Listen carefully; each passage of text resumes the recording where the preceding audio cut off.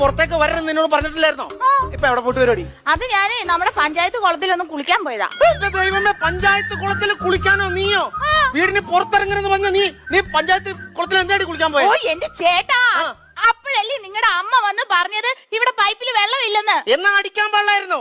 അയ്യോ, എന്നാ പൈപ്പിൽ വെള്ളമില്ലെന്ന് പറഞ്ഞതിന് ഭർത്താവിന്റെ അമ്മയെ തല്ലി എന്നുള്ള പേര് എനിക്ക് കേൾക്കാൻ വയ്യ. എന്റെ അമ്മേനെ തള്ളുന്ന കാര്യമല്ല പറഞ്ഞേ, നിനക്ക് മോട്ടടിക്കാൻ പാടില്ലായിരുന്നോ?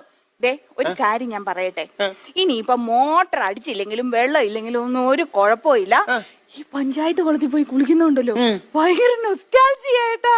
നിനക്ക് എനിക്കറിയാം, നിനക്ക് നൊക്ലാറ്റിയൊക്കെ ഉള്ള ആളാന്നുള്ളവരും. ഒരു കാര്യം ഞാൻ പറഞ്ഞേക്കാം, ഇനി നീ പഞ്ചായത്ത് കുളത്തിൽ കുളിക്കാൻ പോയാ ഞാൻ ഊളിയിട്ട് വന്നതിന് കാച്ചുകുത്തിയാൻ കുത്തിക്കുന്നു. മനസ്സിലായിട്ട് എനിക്ക് നീ പോയി പോണു. നീ നൊസ്റ്റാൾജിയ നൊക്ലാറ്റിയ എനിക്കെല്ലാം മനസ്സിലാവുന്നുണ്ട്. എനിക്ക് സൗന്ദര്യമില്ല, നിനക്ക് നൊക്ലാറ്റിയ. ഒപ്പം നീ കേട്ടോ.